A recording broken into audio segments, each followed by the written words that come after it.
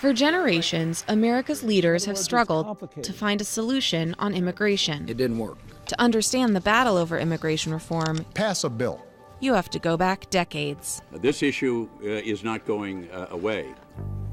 I've been involved in the immigration movement since I was 17 years old. My life is at stake. I am 29 years old. My DACA expires in about a year, and I love this country. Future generations of Americans will be thankful for our efforts to humanely regain control of our borders. This has been the ugliest, the most painful issue I've ever dealt with. It's a no-win politically for those of us that have actually been trying to solve it. And sometimes what the different sides want is more complicated than you might think. All Americans, not only in the states most heavily affected, but in every place in this country, are rightly disturbed by the large numbers of illegal aliens entering our country. The vast majority of illegal immigrants are decent people who work hard, support their families, practice their faith, and lead responsible lives. There are two factors that are often at the center of battles over immigration reform: the enforcement of current laws and how to handle immigrants who are already in the country illegally.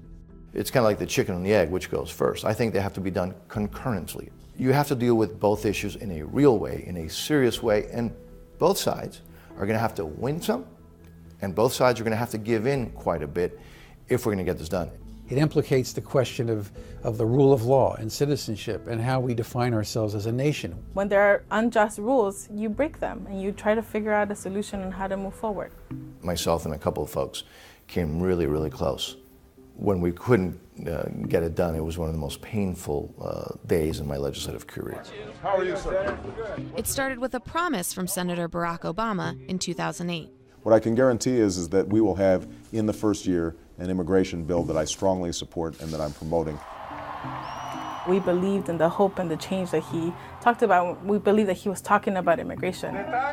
We didn't see that fulfilled. It was a broken promise. Obama won the White House with a margin of more than 2-1 among Hispanic voters. But with the economic crisis and healthcare soaking up much of his political capital, it wouldn't be until 2012 that the U.S. would see real action on immigration reform. That picture up there where Obama is giving me a big hug, he said, put your thinking cap on. I'll do the same. And when we come back, I know I can't do immigration reform. Members of Congress. We've lost the House and we're weaker in the Senate, but tell me how we're going to protect them. In 2012, Obama rolled out the DACA program. Effective immediately, the Department of Homeland Security is taking steps to lift the shadow of deportation from these young people. Barack Obama took it on himself in 2012 to draw this line in the sand as if he were God, after telling us for 4 years he lacked this kind of constitutional authority. Thank you very much, everybody. Specifically ruled this out, sir, last year. What gave him the right to decide where to draw that line? That was the end of the Obama administration's ability to actually move anything through Congress. The bipartisan legislation in 2013 fell through. This is an important issue in our country. It's been kicked around forever, and it needs to be dealt with. And then everything changed. When Mexico sends its people, they're not sending their best. They're bringing drugs, they're bringing crime, they're rapists, and some, I assume, are good people. Trump is a very savvy political animal, and he understood that Hillary Clinton had left a very significant hole in the center of the American electorate. We are going to build a great border wall. Donald Trump rode that issue in trade to the White House. And through identity politics and what's emerged now today, the Democrats are looking at immigration as vital to their future political survival. Donald Trump's election put pressure on both parties to deal with immigration.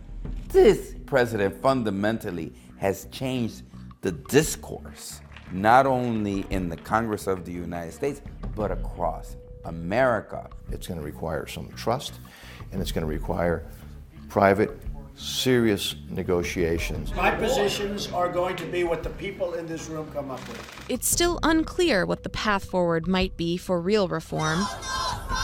And in the meantime, real lives hang in the balance. It's always going to be a situation where there are far more people who want to come than the United States could ever possibly accommodate and still deliver basic services, and a livable quality of life to the American people. I live every day thinking that this could be my last day in this country. And that both scares me, but it also gives me a reason to keep fighting.